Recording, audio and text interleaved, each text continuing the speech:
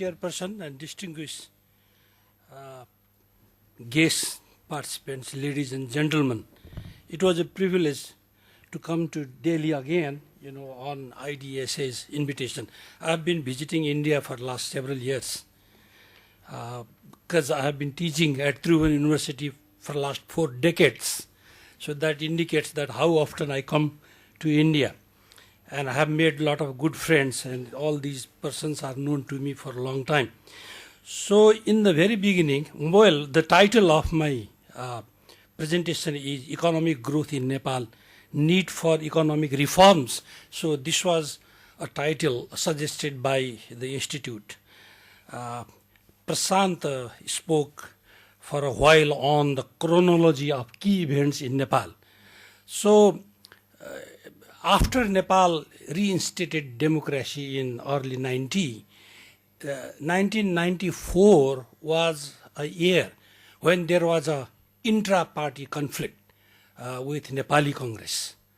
So this ultimately pushed down the Nepali Congress leadership, and UML for the first time took over to the helm.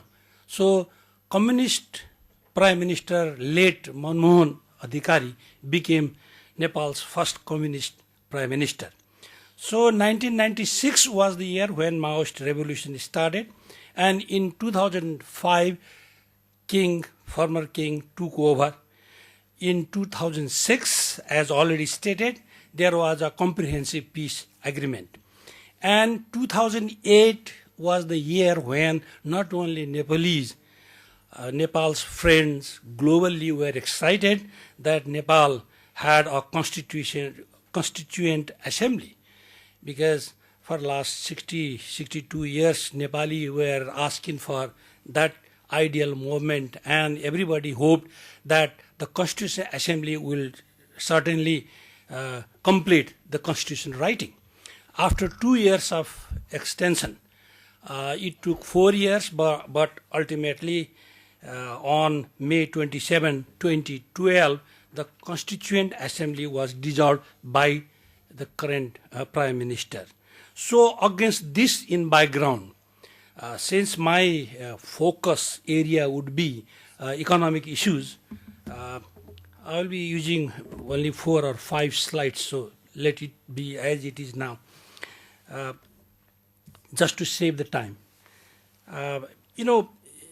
Industrial and agricultural growth is pretty much dismal. Inflation is somewhere around 12.5% for the first 2 months of the new fiscal year 2012 and 13. So the worry in Nepal's economy is the percentage share of the expenditure on development works and recurrent. For instance, capital expenditure is 56% against the recurrent expenditure of 87%. The ruling government fought with the president to bring in Nepal's annual budget through the ordinance. But despite the fact that some compromises had been made, this government, the current government, couldn't even spend about 15% of the total capital expenditure in last 4 months. So there is a question that even if the full-fledged budget is allowed through the ordinance in Nepal, because that has been a key political issue at the moment, which is unfortunate to my mind, because I represent the school of thought which advocates that economic issues should be separated from the political issues. But the opposition political party in Nepal currently are advising to the president of Nepal that economic issues, including the budget, should be linked with other unresolved political issues. So if this happens, my suggestion to the president, very recently, we had a couple of meetings with the Prime Minister and several meetings with the President at his request. So I said, so it's been 4 years completed, Constitution was not written. It's been already 6 months that Dr. Bhattarai has led the country.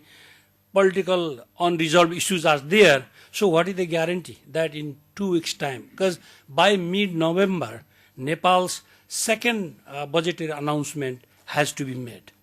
So please separate economic issues with those of unresolved political issues, but the things are not moving into the right direction. So this may make a major impact in the overall investment, because Nepal has already suffered. There has been a decades of underperformance. For instance, the GDP growth in Nepal is the lowest in South Asia.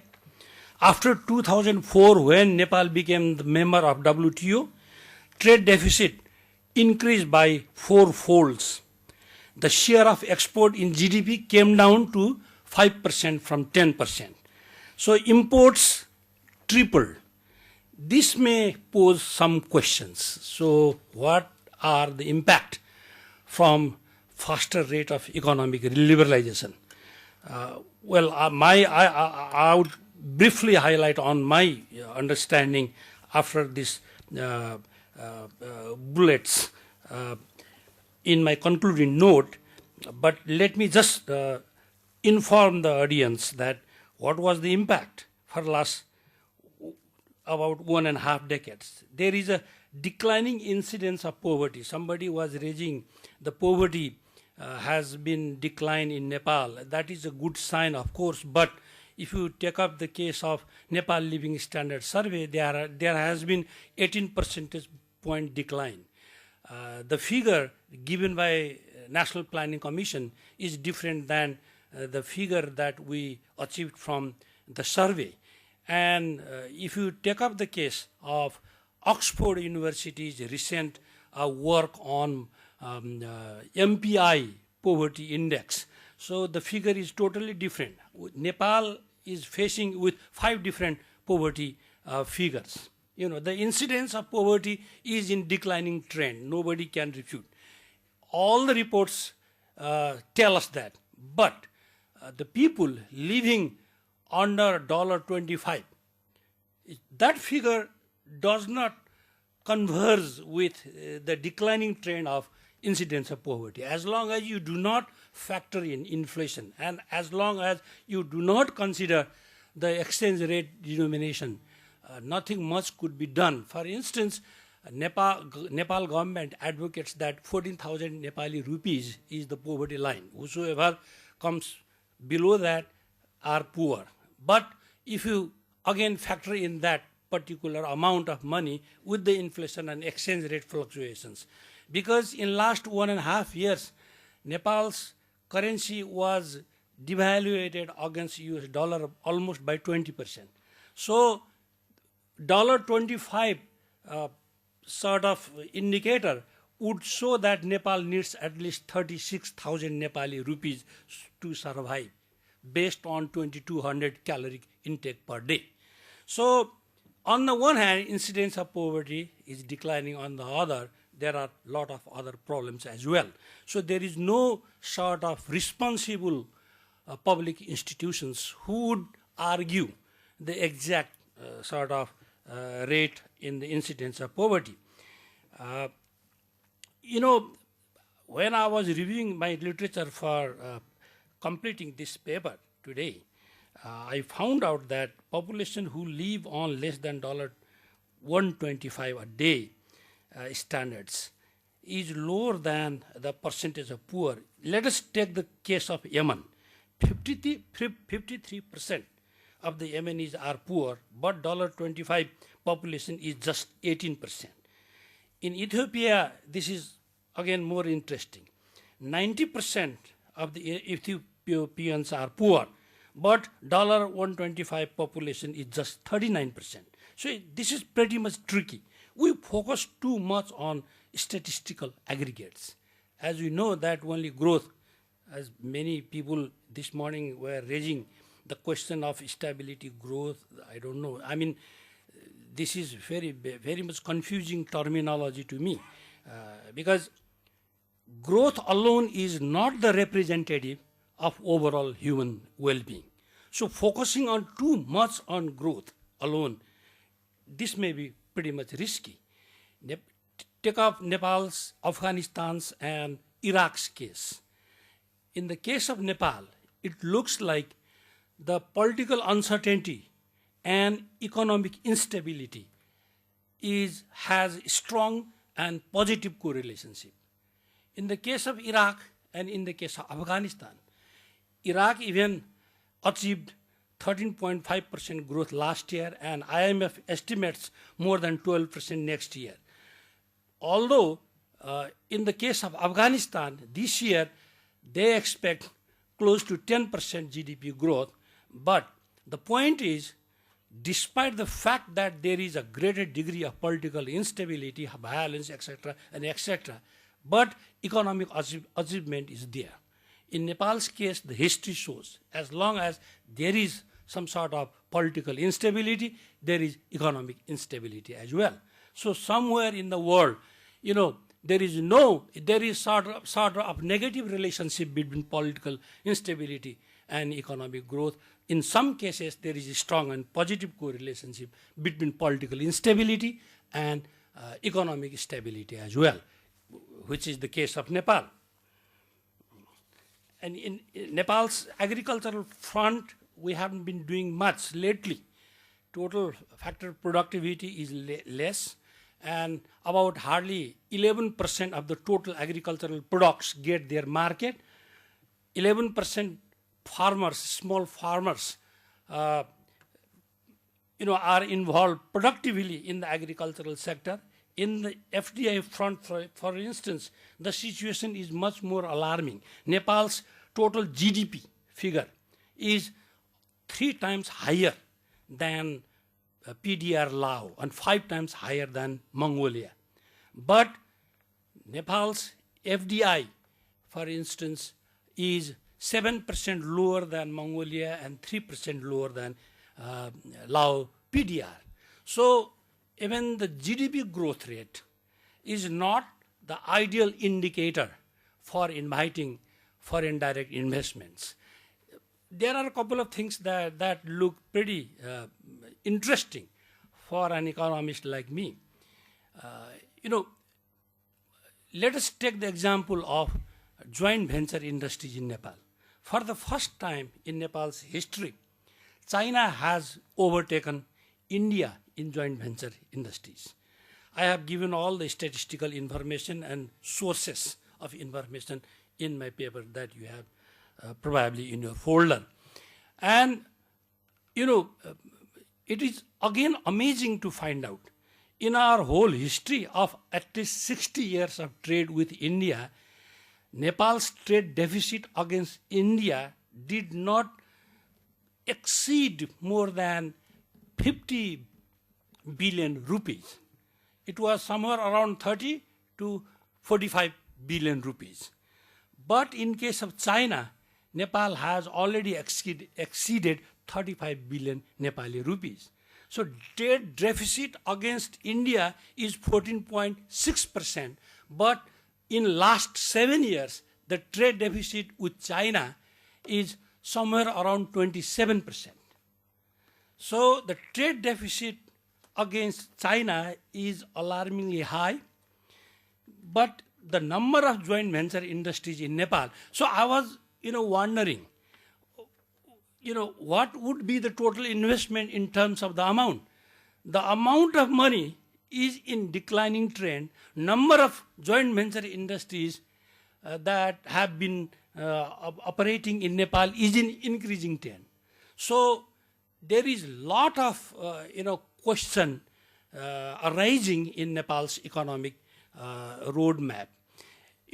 We completed a study. I was for almost 5 years as a board director of Nepal's central bank. Very recently, my 5-year term is over, and we conducted econometric analysis. It shows that if there is a 10% increment in India's wholesale price index, there would be 4.3% increment in Nepal's price, in Nepal's market.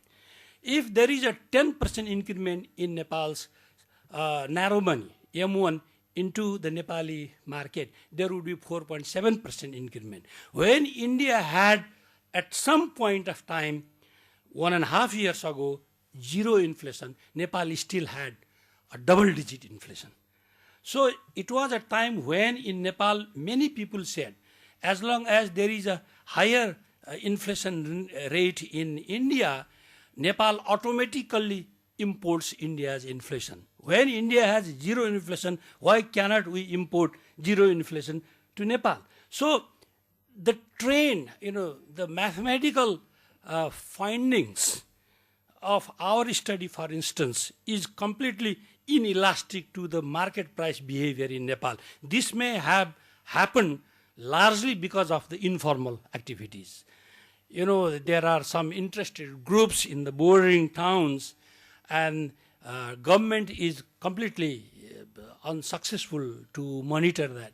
So there are other equally important factors. If I focus on only these statistical aggregates, then I may lose my time. So we're already a little close to the... I'm glad you reminded yourself. Well, then let me tell you one thing.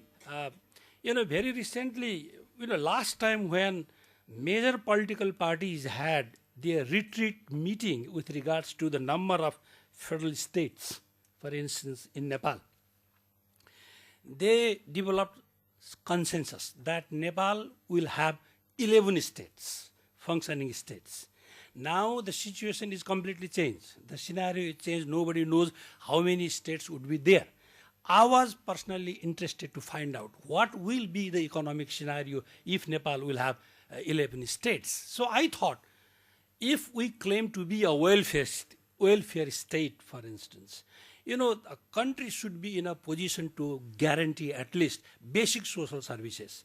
So will these 11 states make some savings so that they can fund for their social services, such as pure drinking water, basic health services, education, etc., etc.